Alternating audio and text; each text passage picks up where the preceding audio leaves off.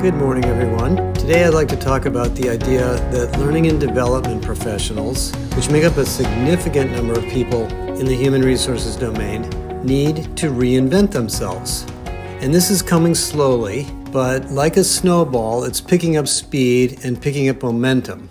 Now, my historic participation in the learning industry goes back to before the internet, when I worked for an online learning company, which was then acquired by a company called Digital Think, which was a publicly traded billion-dollar online training company focused on digital skills in the early 2000s. I had the opportunity to run product management there and product marketing and really get to know a lot of the chief learning officers and many L&D professionals around the world. And then eventually I was laid off from Digital Think and became an analyst. So that's kind of my history with this. And during this period of time, we had a very significant transition taking place from classroom training to online learning, which resulted in e-learning, MOOCs, LinkedIn Learning, Coursera, Skillsoft, and hundreds of other innovations which continue. And learning and development professionals, as they went from being very creative teachers and very creative instructional designers, became technologists.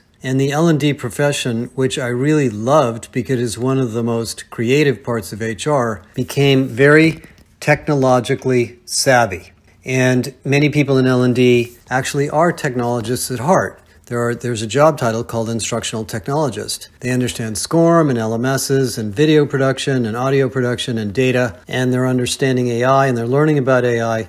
And there's an argument you could make that you really can't be in L&D or an L&D practitioner if you're not a technical person. Now, if I take a step back, I've done many studies of L&D over the years, and let me just talk about what L&D is really all about. The core roots of the learning and corporate learning industry, which is hundreds of billions of dollars, is we need to train employees on everything that we do at work. Systems, processes, products, services, pricing, and we have to train them on their own profession. How to be an accountant, how to be an HR person, how to be a manufacturing engineer, how to be a manager, how to work in supply chain, and all of those functional domains, including engineering and science, materials science, etc. Most companies assume that you have the basic education in school and that their training is really about company stuff. I spent an entire year at IBM very early in my career, for example, as a trainee. I actually had a business card called trainee for an entire year. And as a systems engineer, I went to probably 20 or 30 face-to-face courses. I mean, classroom courses on operating systems, software, network configuration, all the stuff that IBM did. And IBM was very committed. And by the way, I also took an entire year of sales training, including face-to-face simulations and role plays. IBM was willing to spend thousands and thousands of dollars on me and others because at that time, the IBM products and services were so complex, they really wanted all of their customer-facing employees to know how they worked. And this really paid off. Certainly for me, being a learning type myself, I loved it. I loved learning all that stuff and then using it. Now, the way I look at the learning industry, however, we need to frame it differently. All of these problems still exist, including leadership development and management development and sales skills and technical skills and compliance and diversity. But there are really four big use cases. So let me talk about these four big use cases, which I call the learning architecture. The first is one that has not really been addressed well, but it will be, in some sense defines the future of L&D, is knowledge. And I mean information. I used to call it informational courses versus competency-based courses, but they're things like, I don't want to know how to be a software engineer because I'm not one, but I need to know what Java Beans is, and I need to know what Java is. And I have to understand that the people in the meeting are not talking about a new cup of coffee, they're talking about a programming language. And I need to know what a programming language is and how people use it, even though I don't know how to do it. And what is the implication of someone discussing it in terms of a skill or an operational problem? And I'm not comfortable being in that meeting if I don't understand it. And then there's, some very simple things like I'm at the Kinko's store and I'm running the operation and the copier jams and I need to know how to unjam it, and I don't want to take a course. I just want to read a placard on the side that shows me information on how this copier works so that I can unjam it, not understand how to design it or fix it, just unjam it. Or I'm a telephone repair person and I can't get the box open because it's the different kind of box that I've never seen before. How do I open it? What model is it?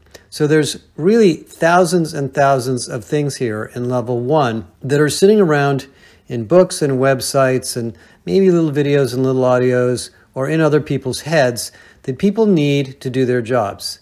And unfortunately, the big use case for training is to scroll around and use their little slider on their computer to go to the part of the course that tells them this thing they want to do. I mean, a good example in my case is I have this massive spreadsheet I've been working on that seems to be filled with blank spaces instead of empty cells.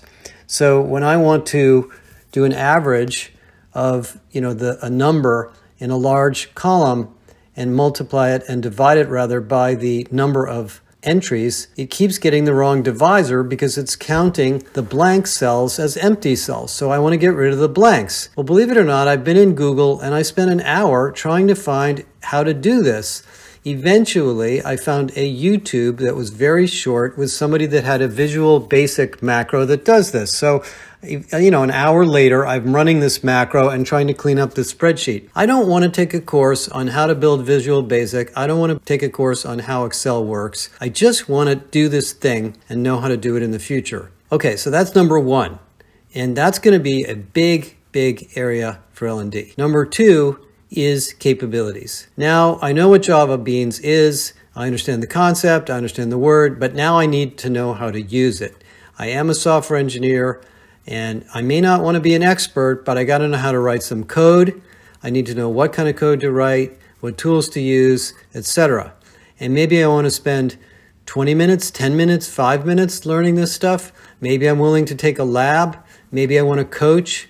Maybe I want to be validated through some tests, but they're probably a waste of my time. And maybe I'm just curious about this stuff and I'm really interested in it. And so I need a 10-minute, 20-minute, 30-minute course, or whatever you call it. And this level 2 training is really kind of the core of what we do. Now, some of it's really elementary and some of it's really advanced. And that's the problem. If you look at LinkedIn Learning, for example, I was going through a period of time a few years ago when we were really investing in search engine optimization and new marketing here. And I know basically what SEO is. Being an engineer, I wanted to learn about it before I, hired somebody to do it. And I went into LinkedIn Learning and I looked for courses on SEO. Well, it was a very frustrating experience because some of the courses were very elementary. They were a complete waste of my time. I would speed through those and realize I just wasted 10 minutes. Some of them were geeky about tools, and I didn't really want to know about tools. I wanted to know the fundamentals and some of the best practices. Some of them were very advanced and very specific to like Facebook. And you know what? I don't think I ever really found a good in-depth course on SEO that would teach me all about it. So I went on the internet and browsed around and taught myself. And that's what's going on in lots and lots of companies. Some people will ask an expert because that's the easiest way for them to learn. Some people will read. Some people will take a course and slog through it. And there are many, many use cases of this that have to do with the workflow of the person in their job. I was with Chanel a few weeks ago, and in the Chanel boutiques, individuals that are showing you beautiful purses or jewelry really need to know a lot about those products, how they're made, the features, the fixtures, the excellence, the quality. And they're not going to get that by reading a little brochure. They're going to have to get somebody to explain it to them. They're going to have to ask. They're going to have to sit down and learn about how Chanel designs and builds and makes products beautiful and excellent. And anyway, that's level 2. And then there's level 3. Level 3 is what I call mastery. This is where somebody has reached a point in their career where their job is pretty fixed for a while and they want to get really good at something. And for example, most of our HR clients want to get really good at their domain of HR. So they want to read our research, they want to go through our maturity models, they want to join the big reset, they want to talk to other people, and they just want to get really, really deep and master their craft. And I think most of us as humans aspire to this in something. It may be playing the piano. It may be playing soccer. It might be being a parent. And you're reading books on it and you're listening to podcasts on it. And it's really become, in some sense, an obsession of your life in a positive way. For example, I'm reading a big, long book on the gene. And I didn't learn a lot about biology in college. I'm not going to become a genetic engineer, but I don't want to just watch a 5-minute video. I'm fascinated to really dig into how this works. And, we all have these domains in business and work where we want to become an expert on creating graphics or understanding how to prompt AI or learning how to sell and overcome objections or, make this manufacturing process really, really, really good. And if I'm in a job like maintenance or repair or service, these are really business critical issues because if you're not really good and master at this domain, you're going to cause havoc and spend a lot of money that the company doesn't want to spend. Back in the days of EMC, when EMC was a hardware company and they sold big giant disk drives, they basically built a learning architecture with a mandate that you're not going to become an EMC repair person unless you go through a series of face-to-face courses with hands-on experience with the equipment led by an expert. And because it was too risky for you to go and do this work without that level of mastery. This is true in nursing, this is true in healthcare, this is true in a lot of jobs. And that's level 3. Sometimes you're going to have a preceptor, which is somebody who validates your skills. Sometimes you're going to have a coach, and you're going to always work on mastery. Level 4 is what I call certified. Level 4 means that for some reason, a government regulation or a policy in the company, we are not only going to make sure you know this stuff, but we're going to revalidate that you know it year after year or period after period. And if your credential expires, you're not going to be able to do this job anymore. And there actually are quite a bit of applications of this in different industries. Sometimes the credentialing agency is internal, sometimes it's external, sometimes it's mandated because of the culture of the company, because we really want people to be good at this and understand it at a regular basis. But that is a sort of another 4th level of business rules and modality for courses. Now, in some cases, companies have created pseudo badges and credentials that don't mean much. And I think it's a little bit sad in some degree that the badging idea was initially a gamification idea and then became what we thought was a credential. And so we now have this world where, because of LinkedIn, so many people can create certifications on so many things that you can perceive someone to be a credentialed learner when they may or may not really be. But anyway, that's all the stuff you have to think about in these 4 levels. Now, these 4 modalities or levels I call your learning architecture. And if you don't have some type of an architecture like this, whether it be 3 levels or 4 levels or 2 levels or whatever you decide, then you're going to have a hard time organizing all the content that you build. Given these 4 modalities or levels, the job of L&D is really interesting. You've got to take all the professional domains, job roles, and critical competencies in your company, and you have to build content that is easy to consume, that meets the needs of the company along these levels. And that's a really interesting, massive, difficult job. Mary Glavaca, who we've been working with over at Rolls-Royce, for example, is trying to do this in the engineering domain at Rolls-Royce.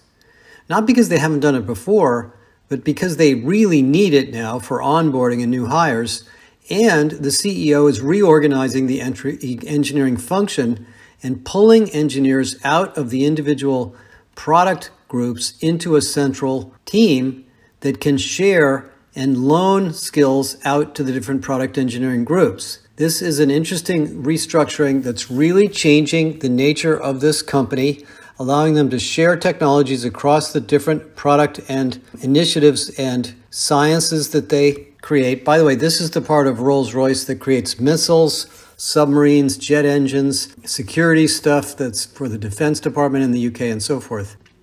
And what happens in these situations is that this need to create localized high-value skills is always getting bigger. Because if you centralize these kinds of programs, they tend to fall apart. Because the people, and I call this, by the way, the centrifugal force of the L&D department, the people that know the most about the jet engines at Rolls-Royce or the purses and the handbags at Chanel are not sitting in HR, they're not sitting in L&D, they're either in the product group, they're in the customer-centric group, or they're in the engineering and research and design group. At the IBM organization where I used to work in the 1980s, the people that taught our courses were the engineers or the implementers of systems. We used to go to courses about, say, network configuration, and someone would stand up in front of the course and say, let me show you how we did the SNA configuration at Bank of America. And, that was really, really a good way to learn, and I knew that this person really knew what they were doing. So we have to figure out how to implement and design and deliver these 3 to 4 levels of learning with the participation and the deep involvement of the subject matter experts or the actual implementers of the systems and solutions that we're trying to support. Now, then there's this issue of instructional design. We have specialists in L&D who pride themselves on taking these content areas and scratching their heads and figuring out how to design something that will deliver these skills to new people. Do we need a linear course? Do we need a simulation? Do we need a series of case studies? Do we need a workshop? Over and over and over. And what we learned in my experience, and this was true at Deloitte as well as at IBM, is that the complex content was not delivered by trainers, it was delivered by the experts. At Deloitte, for example, all of the consulting training is written by and delivered by consultants, which, by the way, is a great learning experience. As I wrote about in the Blended Learning book years ago, the most valuable way to learn a topic is to teach it. You will spend weeks and weeks and weeks going through your head and your experience and trying to figure out what you actually know and organize it in a form to deliver to others. And you will end up being a lot smarter about the topic. I remember we did a case study with British Telecom, who had built a learning system called Dare to Share. And it was very innovative at the time. They used these little video recording devices that we had to buy separately before we had mobile phones. And what they did is that they told all of the field service people at BT that if you're a repair person out there in the field fixing something or operating something and making it work better, and you figured out how to do something cool that you think other people might want to know, just videotape yourself doing it and share it. And it was a massive success because all these little stories became available to people to find the things that they needed to do that no one in L&D had any idea was out there.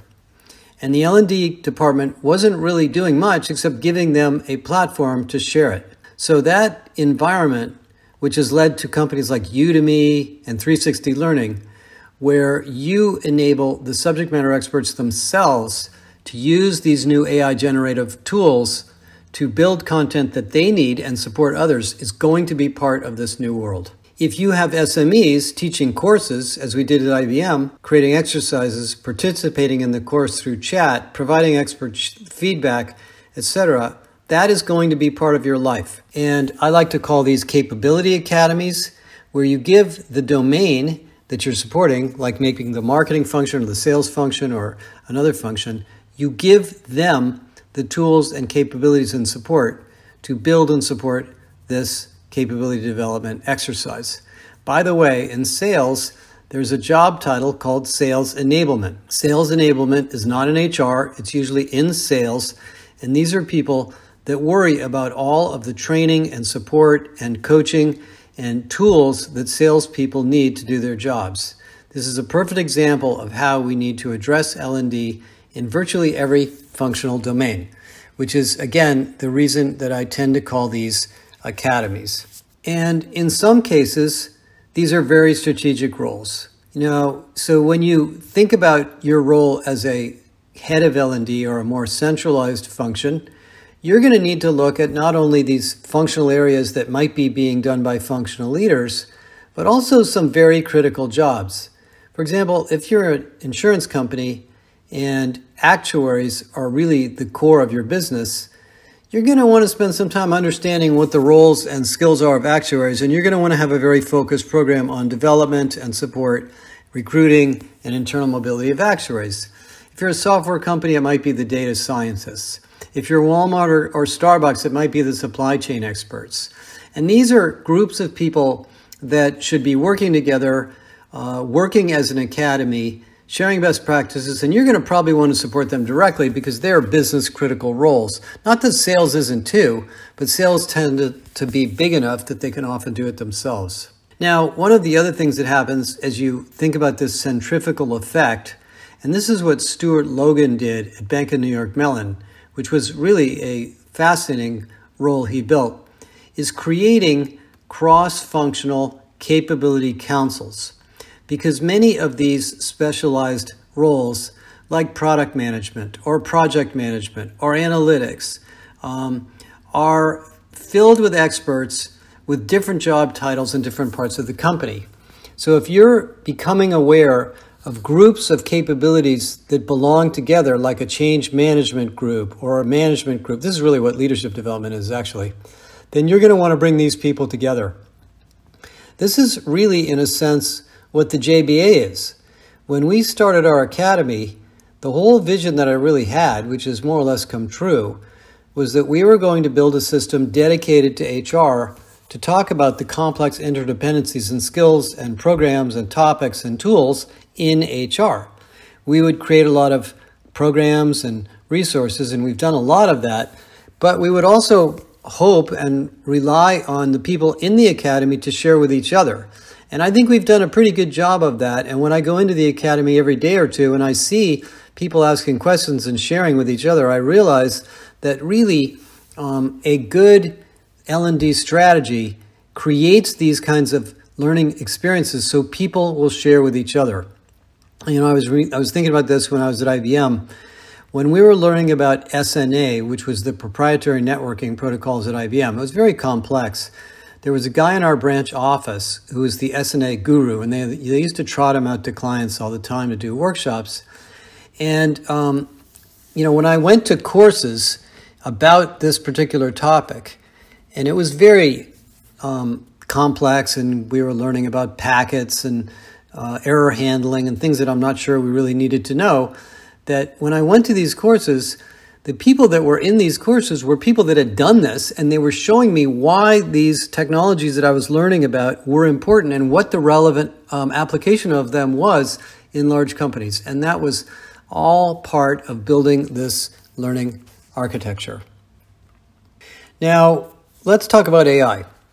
We have been doing a lot of interviews with L&D leaders about AI, and there's a lot of confusion at the moment. In fact, we had a really incredibly good 6-week sprint in the Big Reset on L&D and AI, and I think it's upsetting the apple cart. The article I put out last week, which was about Arist, was about what I called autonomous learning, and I think some people pushed back on it. And the point that I was trying to make is not that these systems are going to eliminate all of our jobs, but this is a very different paradigm. About 4 or 5 years ago, before I get into where we are today, I met an entrepreneur who had spun off from Facebook, and he was very smart, friend of Mark Zuckerberg, software engineer. And he said to me, I'm building a system that will crawl through the compliance documentation at banks, and he was working with Chase at the time, and it will generate learning courses and assessments based on what's in the documentation. And I thought he was crazy. I mean, I really liked his passion, and I thought this seems like an interesting idea, but he's never going to get it to work. Well, actually, he was using generative AI, and this was like 5 years ago. And believe it or not, that is what is happening today. So what I learned from him, and we're learning through Galileo, and we're learning through talking to many of you, is that this is really a paradigm change. And that even though we still have SMEs involved in course development and course support, We are going to have a platform to rely on that can dynamically collect information in real time and generate content as needed. We never, ever had that before. And so these concepts of SME-driven learning, which came from Udemy or 360 Learning or even YouTube to some degree, are going to have a platform that you're going to be able to buy that isn't going to be very long from now, that will allow you to deliver this kind of experience without doing it by hand. Now, why are people intimidated by this? I think to some degree, there's two things going on in the market right now. If you're a designer and you're building instructional videos or you're writing tests or you're teaching courses, you don't want your job to go away, and you're not going to believe that some tool is going to be able to do all the things you can do. So, of course, you're going to push back.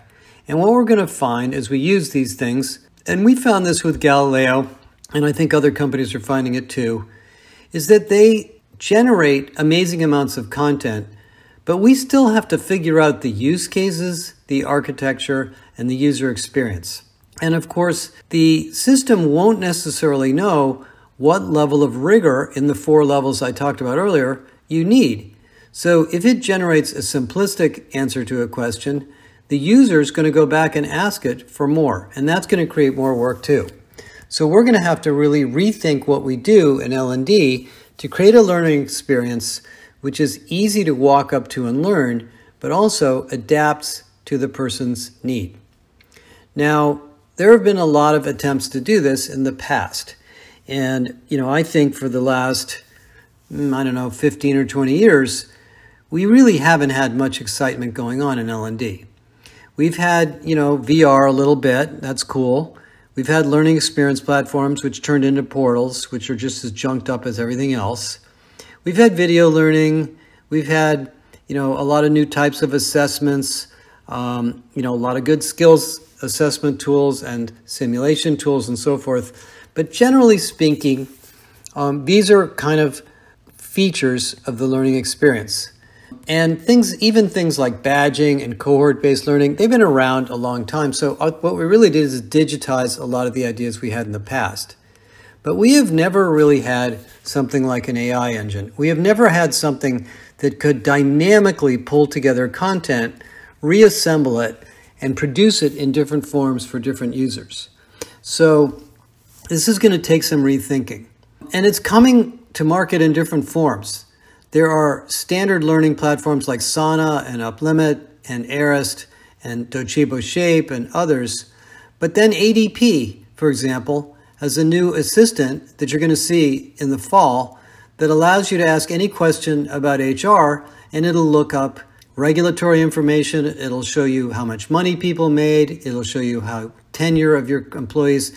That is essentially like a learning tool about aspects of your organization that you might have had to put into a course. And that's, in a way, why we built Galileo. Galileo is a platform purely dedicated to HR at this point, with a lot of content on management and leadership, that allows you, as an HR professional, to essentially continuously advance and mature and implement your craft, your trade, your skills. That is really where this is going for every job in the company. And that is a totally different way of thinking about what L&D does, as opposed to the traditional model of let's build a course, produce it, launch it, see if people like it, and go on from there. But that gets me back to the concept of architecture. If we actually believe that these autonomous learning platforms are going to do our jobs for us, I think it's a big mistake.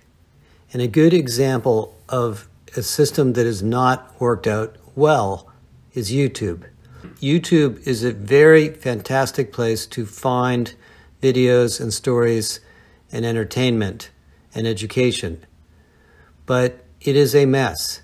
And if you were a corporation and you were trying to build something like YouTube to do your job, you would want to make sure that all of the content in there was tagged by level, by architecture, by role, by topic, so that the person looking for content doesn't get caught watching a video of 2 guys racing a race car around the track and waste 45 minutes. And that's why I spent the first 20 minutes of this podcast talking about architecture. Now, a good example of an organization that has addressed this issue is Brad Watt, the CLO at Colgate. Brad is an exceptionally big thinking guy, really interesting approach to this. He ran marketing for a lot of Colgate before this, so he's good at thinking about audiences and messaging. And what they've done at Colgate is basically simplified their architecture to each functional domain has 3 levels, beginning, intermediate, advanced. They have no more than 3 critical skills areas in each role, not 20, not 10, 3. And you, as a user, pick each skill and go through the content in the 3 levels depending on where you are today. It sounds very simplistic, but if you look at the implementation, it's very, very powerful.